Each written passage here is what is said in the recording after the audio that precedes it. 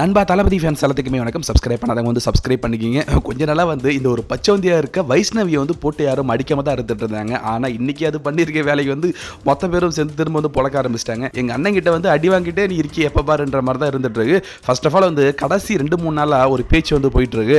அதாவது குழந்தைகளை வச்சு விஜய் ஓட்டு வாங்கிட்டாரு, குழந்தைகள்கிட்ட சொல்லி ஓட்டு போட சொன்னார், இது வந்து தப்பான விஷயம் அப்படின்ற மாதிரி வந்து நிறைய பேர் வந்து சொல்லிட்டு இருந்தாங்க. நிறைய பேர் யார் நினச்சிட்டு இருக்கீங்க, கொத்தடிமைகள், அதாவது திமுகவில் இருக்க சில கொத்தடிமைகள் வந்து விஜய் வந்து பாப்பாவுக்கு வந்து முட்டாய் கொடுக்குற மாதிரி பேசி ஓட்டு வந்து நிறைய வாங்கிட்டாரு, இது வந்து தப்பான விஷயம் அப்படின்ற மாதிரி வந்து நிறைய பேர் வந்து சொல்லிட்டு இருந்தாங்க. நக்கி கோபால் இருக்கானே, அந்த நக்கீரன் கோபால் அவன் பேசியிருந்தான், சாட்டை துரைமுருகன் இருக்கானுங்க அவன் பேசியிருந்தான், திருமாவளவன் கட்சிக்காரங்க நிறைய பேர் வந்து பேசியிருந்தாங்க. ஆனால் இந்த ஒரு விஷயத்தை வந்து இப்போ யார் கையில் எடுத்து பேசியிருக்காங்கன்னா நம்ம வைஷ்ணவி சொம்பு தூக்கி, திமுக சொம்பு தூக்கி அது வந்து தளபதி விஜயை பற்றி விமர்சனம் மாதிரி பண்ணி அதுக்கு தான் வந்து வாங்கி கட்டியிருக்கு. அது என்ன சொல்லியிருக்கு அப்படின்னா, சுயலாபத்திற்காக சமூகத்தில் சீர்கட்டை உருவாக்கும் நடிகர் விஜய் அவர்களின் அரசியல் ஒரு நாளும் மக்களின் மனதில் நிலைக்காது, திருந்துங்க விஜய் வந்து இது தளபதி விஜய் வந்து மென்ஷன் பண்ணி இது வந்து போஸ்ட் போட்டிருக்கு.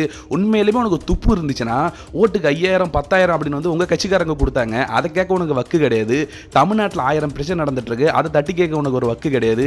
அவ்வளோ ஏன் பெண் பாதுகாப்புன்றது வந்து சீரோவில் இருந்துட்டு இருந்து அப்பெல்லாம் எங்கே போனேன், அவ்வளோ எலெக்ஷன்ஸில் அவ்வளோ பொருள் கொடுத்தாங்க, பணம் கொடுத்தாங்க, அந்த பணத்தை பற்றி வாய் திறந்து பேசவே கிடையாது. தளபதி விஜய் வந்து யங்ஸ்டர்ஸாக இருக்கவங்க வந்து ஓட்டு போடுங்கன்னு சொன்னாரே தவிர குழந்தைங்க நீங்களாம் வந்து ஓட்டு போடுங்க அப்படின்னு வந்து எங்கே வந்து சொன்னார், குழந்தைங்களா நீங்களாம் போய் ஓட்டு போடுங்க அப்படின்னு வந்து விஜய் வந்து எங்கே சொன்னார்.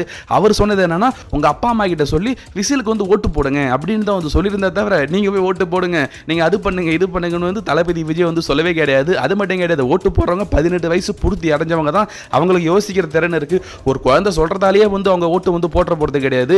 அவங்க யோசிப்பாங்க யாருக்கு ஓட்டு போடணுன்றது வந்து அவங்களோட விருப்பம் தான். இது கூட தெரியாத ஒரு தற்கொலையாகவும் ஒரு பச்சவந்தியாகவும் தான் இது இருந்துட்டு இருக்கு அப்படின்ட்டு தான் வந்து தளபதி விஜய் ஃபேன்ஸும் தமிழ்நாட்டு மக்களும் வந்து இதை போட்டு அடிக்க ஆரம்பிச்சிட்டாங்க.